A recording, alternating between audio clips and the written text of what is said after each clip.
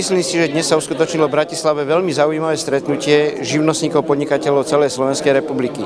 Mali sme tu možnosť počuť a hlavne povedať predstaviteľom Slovenskej republiky, teda zástupcom vlády, štátu, o tom, čo nás trápi, aké máme problémy. Hovorili sme o daňovom zaťažení, hovorili sme o odvodovom zaťažení, ale hlavne konečne mali sme tu možnosť aj my z Bánovec nad Bebravou, teda z Trenčianskeho kraja, povedať o tom, čo sme už urobili. Náš dom slovenských farmárskych produktov je ojedinelým produktom na Slovensku a myslím si, že prispelo to dnes naše vystúpenie k tomu, že sa ozvali z Ministerstva pôdohospodárstva, ktorí nás pozývajú na stretnutie, ozvali sa z Ministerstva financií, ktorí tiež nám chcú v týchto veciach určitých pomôcť. Lebo vieme, že chcieť a mať na to finančné prostriedky sú dve veci, ale ak sa to dá dokopy, budeme vedieť pokračovať ďalej.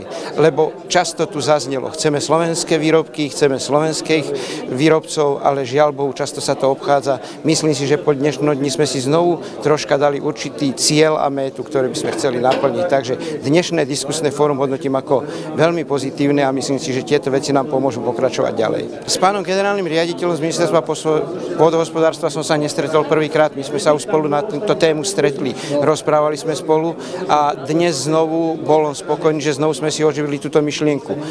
Medzi tým sa udiali aj určité legislatívne kroky, takže sme dohodnutí i hneď v mesiaci apríl sa stretáme na Ministerstve pôdohospodárstva za jeho účasti a účasti generálnej riaditeľky sekcie potravín, aby sme niektoré veci zosúladili v rámci tých legislatívnych noriem, ktoré máme. Takže to je asi toľko k tomu nášmu rozhovoru, ktorý sme tu mali.